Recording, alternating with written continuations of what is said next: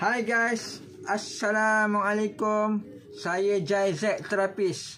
Ya, baik. Sekarang ni saya nak berkongsi satu senaman yang berkait dengan pinggang kita lah. Senaman ini senaman ringkas saja yang kita buat di waktu petang, di waktu malam, di waktu pagi, bila-bila masa saja kita boleh buat lah. Simple saja senaman ni.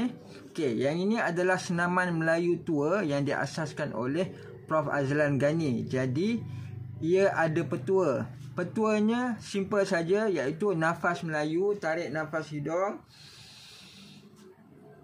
lepas di mulut. Perlahan-lahan, jangan lupa senyum. Sekali lagi tarik nafas.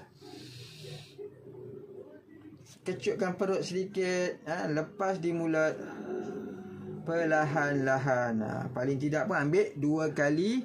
Kemudian buat senaman yang ringkas saja untuk pinggang. Kita buat untuk saja-saja duduk sambil tengok TV kan apa kan. Okey, macam mana senaman dia?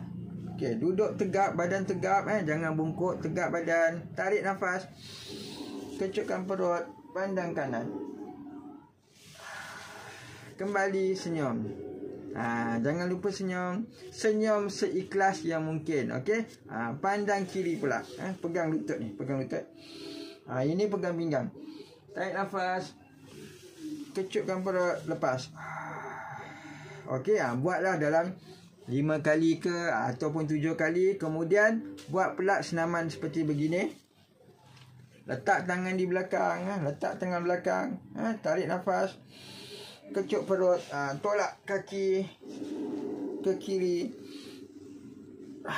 ke kanan. Sekali lagi, tarik nafas ke kiri, ke kanan.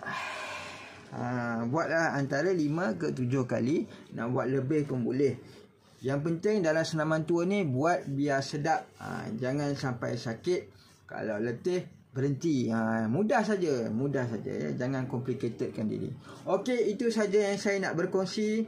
Assalamualaikum.